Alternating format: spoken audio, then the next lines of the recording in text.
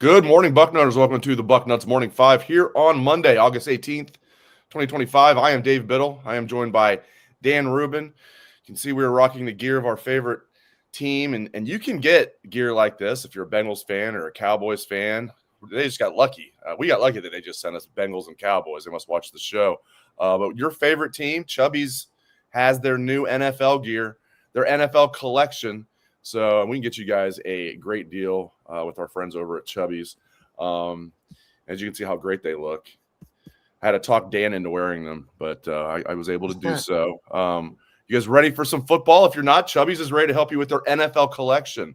Okay, whether you're tailgating, grilling, writing the highs and lows of the game from your couch. That's kind of how I roll. Chubby's has the officially licensed NFL gear to keep you looking like the ultimate fanatic. If you're not a jersey guy, I'm not a wear a jersey guy, okay? This is an elite alternative. Okay, for a limited time, use our exclusive code Bucknuts for $10 off at chubbysshorts.com/Bucknuts. Yes, that includes their NFL collection, which is brand new. Let the thighs out and let the good times roll. Chubby's is the ultimate football apparel brand, so much so they created their own fantasy football league. George Kittle, Ian Rappaport, and others have come together to assemble the Chubby's League on NFL Fantasy. Each week, the top 5 scorers will win a chance at Chubby's Polo Shorts combo with their team's logo. The grand champion gets the chance at the ultimate fan experience, a 5-city, 5-stadium NFL game tour with a +1. While the fantasy flop faces a hilarious and unforgettable punishment that only Chubby's could pull off. Head to chubbysshorts.com/thechubbiesleague to learn more and have some fun.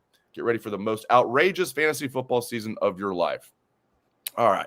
For a limited time, our friends at Chubby's are giving our listeners $10 off with promo code Bucknuts at chubbysshorts.com/Bucknuts. That's $10 off your order with the promo code Bucknuts. And that includes the NFL collection. Support our show. Tell them that we sent you. Express yourself and level up your game day wardrobe with Chubby's. All right. Bengals play tonight. At first, I was thinking, because I don't look at the preseason schedule. At first, I thought maybe the Bengals and Cowboys were playing tonight. But we'll have to wait for that one. All right. Is today going to be the day that they announce the starting quarterback? Ryan Day meets with the media today about 11:30. Also, the coordinators are going to meet with the media. You look back, Dan Rubin, at when he has announced this in the past, it's been right around this time, except for Kyle McCord and Devin Brown, where he didn't really make Kyle like the full-time quarterback until like a game or two into the season. So I do, I wouldn't put a lot of money on it, but if I was a betting man, I would say today is probably the day. I defer to you on issues of announcements at press conferences, Dave. This is your wheelhouse. You look spectacular, by the way. Nothing new for you, just fashion plate that you are. This is hard to wear these days. I'm not going to lie. Good God. Anyway, I digress. I hope it's today. I'm not one who makes a huge deal out of this, Dave, because one thing we've always discussed is I don't think there's indecision in the locker room. I think they'll be behind whatever they go with. We've talked about this. There hasn't been one day that I really thought Lincoln Kienholz would be the starting quarterback. That doesn't mean he couldn't be. I don't think this is like last year where everyone said Devin Brown and Will Howard. I don't think anybody ever really believed that Devin Brown would beat out Will Howard. I think this is a closer competition, but I do think Sane will be the winner. I'd like it to be today. It's good for content, but I don't think it's necessary in terms of winning or losing against Texas. Good publisher. He's worried about what's going to be good for content. First thing on his mind. It's a good publisher. Listen, man. All right. The 1st and the 15th, Dave. Yes, sir.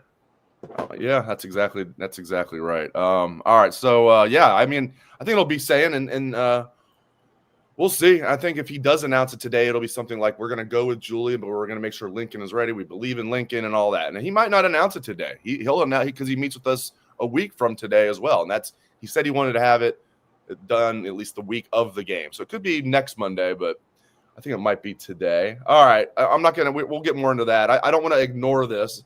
First, I was like, I'm not even going to talk about it.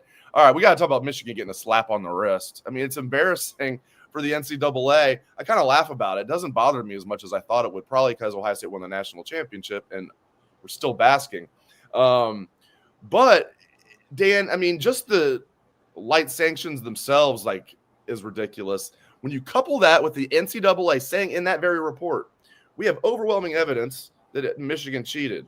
Overwhelming evidence, right? And then in the next breath, basically, it's like, but we're just going to give you a slap on the wrist.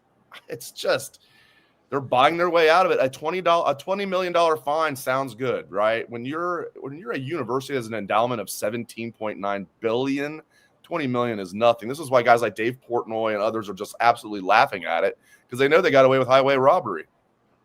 All right, I agree on first blush. That's what it's like. I'm not trying to be devil's advocate here, and I had the initial reaction of everyone else. Last week, though, I saw you, by the way, doing a wonderful hit for CBS with Tom Fornelli of CBS. Tom Fornelli has been great on this issue. He does not think it was a light punishment, and you got to play out the concept. I'm not saying I agree with him. I just want to lay it out there. So there's. I like Tom a lot, so I'm curious. I like Tom. He does a great job. Basically, as we talk about the professionalization of college football, and we keep comparing it to the NFL, his claim is that the money will actually hurt because they won't be able to spend it on athletic stuff. Now, I'm not exactly sure how it breaks down like that, but Tom Fornelli alluded to Michigan. This causing them to be 7-5 in back-to-back years. If that happens, if they're hitting the pocketbook and can't spend the money on football players, then I could see how this would be impactful. The idea of taking a championship away from anyone or stripping the banners and stuff like that is a nice gesture, I guess. You can't take away the feeling they had when they won. That's never going away. And that's really what people want. That can't be done. If you're willing to cheat, like at this point in time, you have to decide if you're a Michigan fan, was it worth it or not? Because you're going to that's it. Now, to some people, clearly it was. They don't mind the concept of being a cheater. They don't mind the classic Bo Schembechler.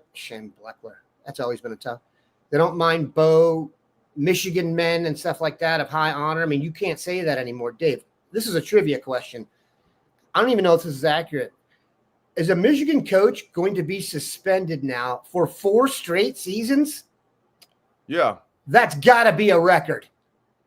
If you don't think your program is a cheating program and you hold the record for most consecutive seasons in which a coach has served a suspension, you're not keeping score correctly. Because I've never even heard of that. I'm having trouble even keeping all the suspensions together chronologically. I've never faced that challenge. Harbaugh had 2 suspensions in the same season. He had 2 3-game suspensions in the same season. I don't ever remember that in sports where somebody a coach serves a 3-game suspension and then serves another 3-game suspension at the other regular season. The whole thing's been crazy, man. I do want to credit the Michigan podcast for their title of their wrapping it up was Direct Kick to the Bucknuts. So we'll take the free marketing, like I told you. And let me tell you something. Dave and I had joked about how we haven't had Michigan fans in here for a while. They were here after the game for a while, then they go away. They were back after the verdict. They didn't even listen to the podcast. They just came right back to the message board to tell us to stick it, which cracks me up because when they do that, the page views go up to the point that Dave and I profit financially, and companies want to sponsor us then because we have such credit. So thanks for the shirt. Add to our threads here. Look at this. People are saying how great this shirt looks, and I agree. I agree with you. Abstractly, if we're going to say how this hurts Jim Harbaugh, and this is a stretch, but I don't know if you remember this, but Jim Harbaugh coached in college before Michigan at San Diego and Western Kentucky. Jack Harbaugh, his dad, was an assistant coach, and they talked about how that was so great for the Harbaughs. If his son ever gets a head coaching job, Jim Harbaugh will not be allowed to do that. So that's a pretty abstract way to go down it. They say cheaters never prosper. You just have to understand that you're cheaters. If you can handle that, so be it. I also say this will have more sting if the further we get away from it, Michigan goes back to being mediocre. And when you look at the history, you have theoretically no cheating. Cheating, theoretically no cheating, no cheating. The EKG will be the cheating bump. So right. If you don't care about being a cheater, none of this mattered anyway. They're never going to care. If you're someone who had pride in your honor in any way, it's toast. Captains were named. Smooth transition there. I'm a pro, Daniel.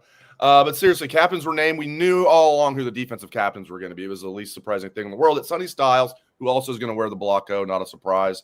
And Caleb Downs were definitely going to be captains. I was thinking, Austin Sarabelt has all the makings of a captain. Are they really going to make a third-year sophomore who wasn't even a full-time starter last year a captain? Yes. I had a former Ohio State player tell me a few weeks ago, look out for Brandon Ennis. And I was like, really? Like, he's worked his butt off, but they're really going to make Brandon Ennis a captain? Yes. So congratulations to those guys. We knew about the defensive captains pretty much already, but Austin Sarabelt, third-year player. Brandon Ennis, third-year player. Brandon Ennis waited his turn. He was a big-time recruit. I mean, he played a decent role last year as a number 4 receiver. He would have been played on had a much bigger role in the vast majority of teams out there. So he's waited his turn, and I like these 4 captains, man. I'll tell you what's interesting.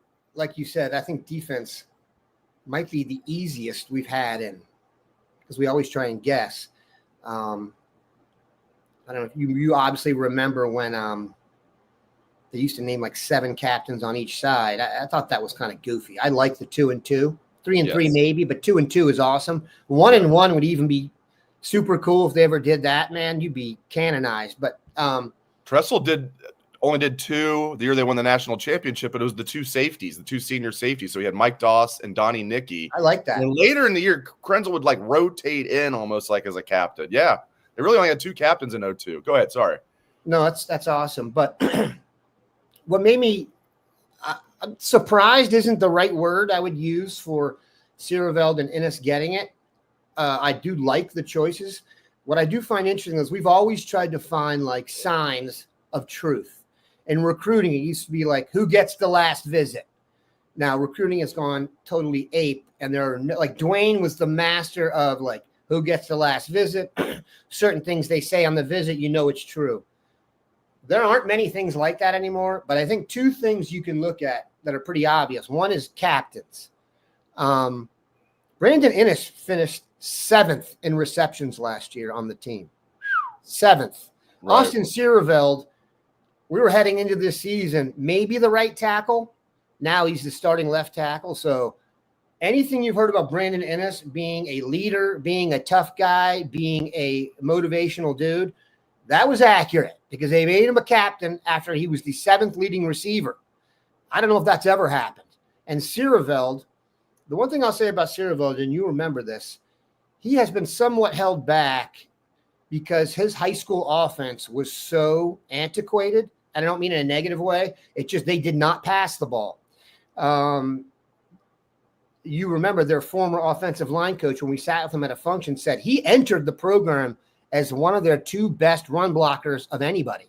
He just had to teach him how to pass block. Clearly, he's gotten it down now if they're playing him at left tackle. But right. So long-term, it doesn't surprise me, but very impressive. The other is the black stripes that have been coming off. If you want to know who's going to be good at Ohio State and who they have real expectations for early on, the black stripes are where to look. So those are the 2 things now that you obviously Sonny and Caleb are superheroes, but Austin Sarabelt and Brandon Ennis, you know what you've heard about them now is accurate. And the black stripe guys, if you're looking for dudes to contribute early that they are counting on, those are the dudes you want to follow. So very few indicators anymore as everything gets more clandestine, but those 2 are now like gospel.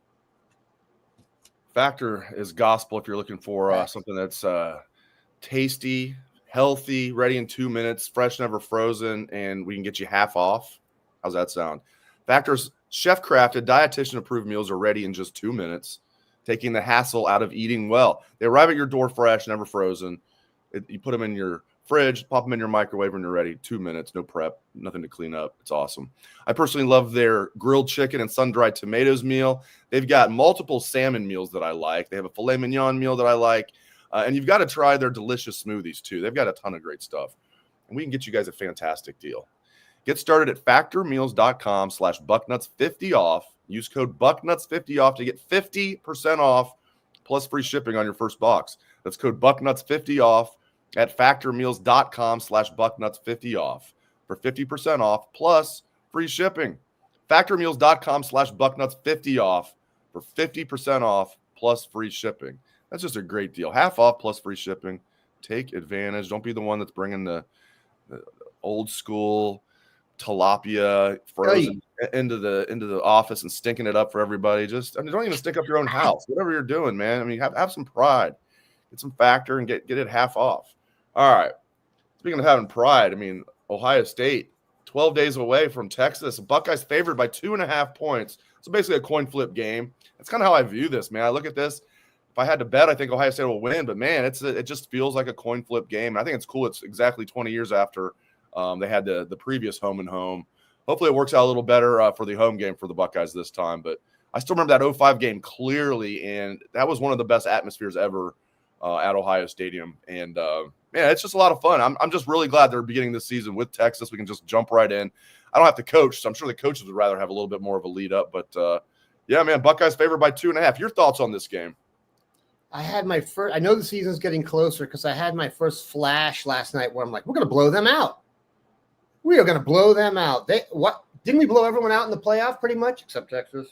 Who's going to guard Jeremiah Smith? Jahdae Barron's in the league.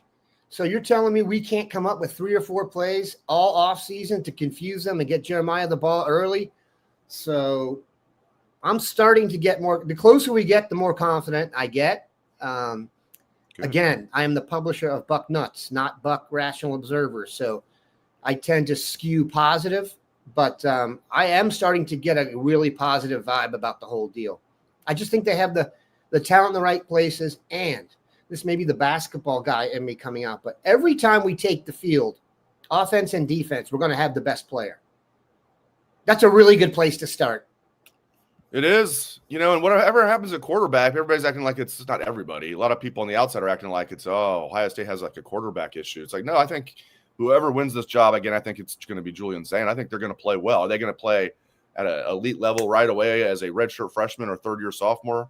No, there's going to be ups and downs. There even was with C.J. Stroud. I always use that example. When he was a redshirt freshman, a very good year overall, but ups and downs. I think we can definitely expect that with Julian Zane or Lincoln Keenholz. I want to ask you about the offensive line. So it looks like, to me, Phillip Daniels has now put himself in a position to be the starting right tackle.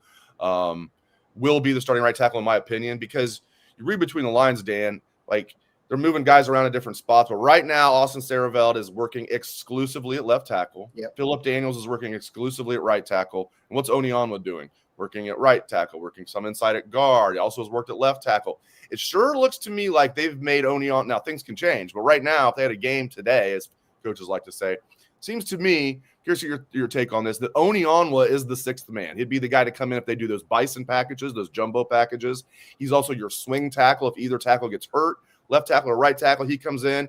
He also can come in and play guard. It seems like they're grooming Onionwa to be the sixth man, and we all thought for sure he was a lock to be a starter. So hopefully this is a situation where it's mostly about Phillip Daniels stepping up, but I think it's probably a little bit of both. Maybe Onionwa didn't have a great summer or whatever's going on, not having a great camp, and Daniels is playing well. But curious what you make of the shuffling on the O-line. Let's go back to the black stripe thing I said earlier. Onionwa lost his black stripe in the spring, so they saw something that they liked. Daniels lost his, I think, last week, maybe the week before. So it's possible Daniels just outplayed him. By the way, I don't know if I've been really liking the black stripe pictures because you get like an updated size meter. Riley Pettijohn, holy mackerel. Yeah. Holy mackerel. Go look Right. at that if you haven't seen it yet. That's a holy mackerel photo.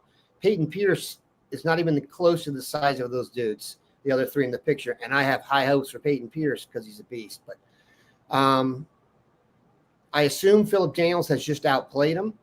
I also think that Saraveld may have played better than they expected. All that matters is your best five. I'm no way in any position to start saying it's a mistake to get Onionwa. If that is, to me, you're lacking acknowledgement of the recent season where we had to use multiple offensive linemen in big time spots, and no one afterwards was like, you know what? I wish we hadn't paid for another offensive lineman to come in here and make this all good. You can't complain about the money and then have a guy come in and complain about the money. So provided he ends up contributing at some spot, and I believe he will,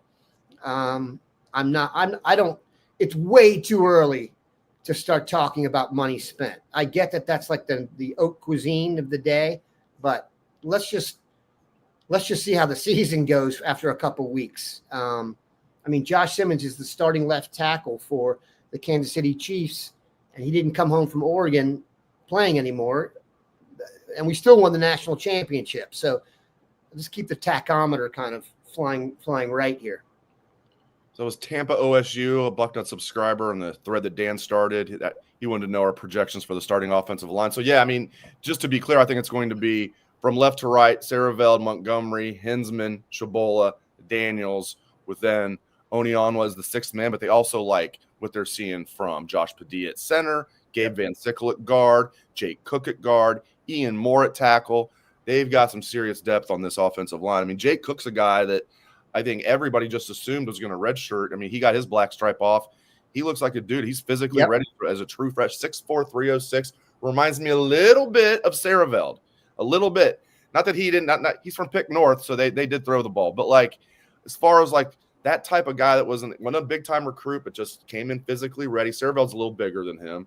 Saraveld, we used to talk about those tree trunks with legs. Saraveld redshirted his first year, and then was really good as a redshirt freshman, even though he was like a part-time starter.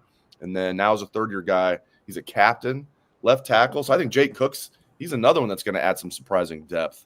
Black stripe, right. Black stripe. So, okay, we answered. That was from Tampa OSU. Let's Dayton Buckeye. He's like, is there any action the Big Ten Conference can take based on the overwhelming evidence the NCAA put forth relative to vacating those cheaters up north games where it was shown they cheated? Not will they, but could action be taken? Oh, okay, I'm glad you added that qualifier. Could, possibly, will, there's no way. When Petiti, this should have been our first sign. This should have just been red flags and alarms going off. When Tony Petiti, who was the author of that 13-page scathing report that he released, 2 years from this November, so November of 2023, absolute scathing report. When he said at Big Ten Media Days, oh, yeah, we sent a letter to, NCAA saying, how about we just back off Michigan? They've suffered enough. I'm paraphrasing. I was like, whoa, that's a 180. That should have been a red flag right there. So, no, I don't think the Big Ten's going to do anything. Petiti basically has just, said he doesn't want anything to do with it now, which if he never wrote that 13-page letter, I'd be like, okay, he just doesn't want to get involved with an NCAA matter. But he did get involved, and then he wanted to wash his hands of it. I think he's going to stay with that stance. What do you think, Mr. Rubin? I had it written down, but I can't remember it. There's some English lord or poet who said success or revenge is best served as a life well led, or whatever that is. This is over with now. Let's just focus on football and winning games.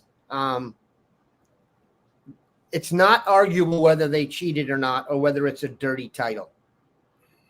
But you're not going to get the bloodletting you wanted. We got to just accept that, move on. Also, we should pretty much acknowledge that had we beaten them all these times, we wouldn't even care. So let's just beat them. Now I want the focus to go back to beating them on the football field. And we need to worry about that because we haven't done it. My son went through an entire high school career, 4 years, no dubs. That's unacceptable. Even though I do ask certain alumni, when they start talking about, I'm like, wait a minute, you went to Michigan, right? What was your record? And they're like, 0-4. But it's time to get to 1-4 now. Yeah, Day is 1-4, but I know what you mean. You know what I mean. The 4-game last 5 years, right? Yeah, well, we'll hear some. I know what you mean. We'll hear some national writers say Ryan Day's never beat Michigan. Well, he beat Harbaugh in Ann Arbor and blew him out in 2019. I think that counts. Which then I think Michigan ended up. Well, it was actually after 2020 they decided, okay, we're going to do whatever it takes. And like you said earlier, it's gonna be very obvious if they continue this dip. Even though they beat Ohio State and beat Alabama last year, overall that was a bad season for Michigan. they continue that, it's going to be very, very obvious what happened. It's obvious to us already. All right. It's also obvious that Cornbread Hemp is fantastic. You guys got to get yourself some of their gummies and their seltzers. It's fantastic. Absolutely great. Are you ready for your healthy happy hour? Cornbread's THC gummies and seltzers offer a balanced sense of happiness and relaxation. These are America's first USDA-approved organic THC edibles, and they're proudly grown in our neighboring state of Kentucky. The gummies have 10 milligrams of THC per gummy for just the right dose. Cornbread's gummies and seltzers are Farm Bill compliant and legal for adults over 21 anywhere in the United States. If you're looking for a healthier way to enjoy a carefree moment, you have to give Cornbread Hemp a try. Again, they've created the first ever USDA organic THC gummy that's 100% legal. As a special offer for our Bucknuts Morning 5 listeners, you get 30% off your first order. Just visit cornbreadhemp.com/Bucknuts. Use promo code Bucknuts at checkout. Again, that's cornbreadhemp.com/Bucknuts. Use code Bucknuts for 30% off your first order. Cheers to a healthier happy hour. Dave. Yes, sir. Could we address this question? Yeah. You can read it and I'll address it. Okay, from Richie Dubs. All right. When can we address our recruiting strategy, or is that a taboo subject? How about we do that right now? I never mind if it's a taboo subject anyway. I always like the game taboo. Sorry. Sure. That's a dad joke. Go ahead. Yeah. There's another one there about media, but I'll pass on it. I say this again. I am the publisher of Bucknuts, so I am going to be benefited outside on Ohio State side. I get that people know that about me, and I make no bones about it. Secondly, we just won the national championship, and so I do think they deserve the benefit of the doubt. And I totally grasp that people don't like the approach to recruiting currently. And I'm not saying I'm right about this, because recruiting is one of those things you just don't know for a few years if this approach worked or not. You got to judge it by results. But I'll say this. And Braylon Womack has become the story of the current recruiting story. Of course, fantastic safety prospect out of Mississippi, was long crystal ball to Ohio State. But we have heard along the way that Ohio State, when it comes down to it, they probably aren't going to outbid people for two spots, or for two players at one spot. They already got Blaine Bradford out of Baton Rouge at safety. I would ask yourself this question. If Braylon, and I'll ask you, Dave, as good as Braylon Womack is, would you be able to guarantee me he's going to start as a freshman at Ohio State? Could you guarantee me that? No. Okay. No. Would you then be willing to bring him into the locker room if he was making more than the starters? No. Well, no. that's what you're facing. I love how with. Ryan Day and Mark Pantoni are doing things. But that's how you're facing. That's what we're saying. We're saying. I like your Max Clare example too. He's like, if they would have paid Max Clare big money coming out of high school, people have been like, "What are you doing?" Like, it's 3-star. How about you let him go develop at Purdue and then bring him into the program when he's a proven guy? Everything you like I said, there was one post, and I keep referring to it. Eventually, I'll find out who said it, because they deserve credit for this, even though they were being negative. What they said was, all I see is a quarterback, some great receivers, some guys from Glenville, and some offensive linemen. No, guess what's been good investing over the years? One is this.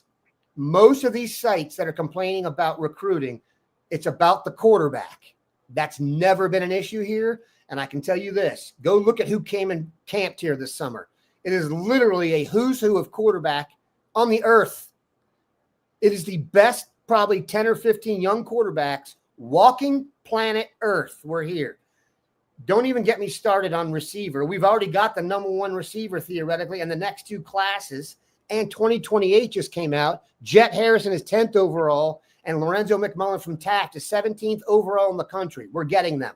So don't worry about wide receiver. Glenville guys, have they been a good investment? We call it the pipeline for a reason. It's because the guys we've invested from there kick ass. Okay. Offensive line. Oh, didn't it seem like Tyler Bowen was offering another offensive lineman every day this summer? That's because they've realized offensive linemen like i.e. Austin Sierveld, you need to bring them in. You can redshirt them. You need to get them with Mick. And then they can come out there. You can't just go into the portal for those, okay? Keep this in mind also. The highest paid player on the defense comes off the books next year. I very much doubt anyone will be paid what Caleb Downs gets paid. The highest paid player on the offense, guess who, will come off the books in 2 years too. So you'll get that money back, okay? So that's important. Now, here's going to be the test. It appears to me, and I could be wrong about this, that they are going to have to go into the transfer portal for defensive linemen going forward. If you look at the bidding on defensive linemen, it's insane in college. It's insane for high school kids, excuse me. So what I think they're doing is they're going to build the team out. They've got several good young defensive linemen, and then the money that you paid to another superstar can then be paid next summer to the best possible defensive ends on the market. Now, if they don't pull that off and we go into a season with a huge hole at any position, then they're wrong. But we haven't started a season with a major hole at a position in a very long time. And also, I just say this again, they are set at quarterback in perpetuity almost. Don't forget, there was no first-round quarterback in the Big Ten, I think, from 1994 until the late, great Dwayne Haskins. Yep. And then look at what we've done since then. Yep, look at what we've done since then. Nobody wanted Kyle McCord back here, and I'm pretty sure he played in a preseason NFL game. We'll be fine at quarterback. We're going to have the best receiver on the field probably till 2030 or until Hartline goes to coach his kids' high school team or something. The panic meter is just not justified. We won the national championship, and if you want to bet right now on the season opener or who's going to be the national champion, you've got to bet on the Buckeyes. What are we doing here? Now, if it doesn't work and we lose to again and all that stuff, then I get it. But these guys have earned the benefit of the doubt. Mark Pantoni is widely regarded as the best at his job. And he's not only the best at his job, he's done it since Florida with Urban. He's seen it come and go. We don't know better than Mark Pantoni, dude. When you start to think that's hubris. There's no need to even think that way. So I would just try and stay positive. I get Braylon Womack would be great, but like I said again, if you bring in a guy who makes more money than the starters, that they're not going to do that. Are there exceptions? Yes. Caleb Downs, Jeremiah Smith. Ask yourself this question. Do you think anybody on the team ever looked at Jeremiah Smith or Caleb Downs now and goes, you know what, that guy's overpaid, I should get more? The answer to that is no. And if they thought that, you don't want them here anyway. They're clubhouse lawyers probably. Get rid of them. You don't want that.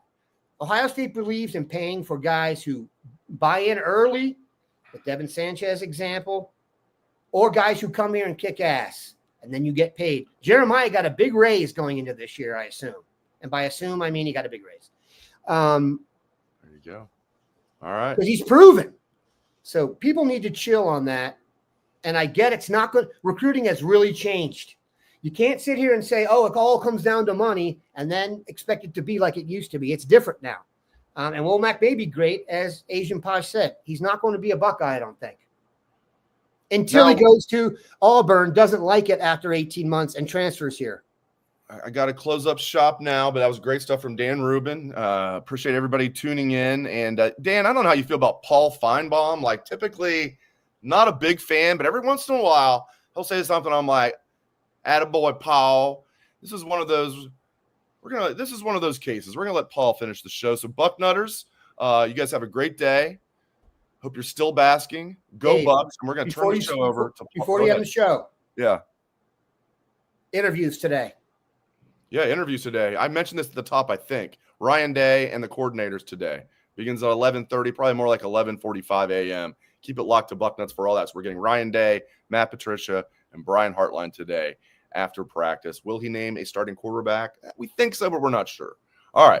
Mr. Feinbaum, do you have anything you want to say about that team up north? What bugs me here, John, is the hypocrisy of the Michigan fan base. I mean, they are easily among the most despicable group of overzealot fans I've ever dealt with. And the fact that they tried to act like they have a legitimate national championship, they don't. It won't. The banners won't come down. The trophies will remain. But everybody knows they cheated like bandits. Everybody knows that this thing stinks to high heaven. Everybody knows Jim Harbaugh was a total fraud in everything he said.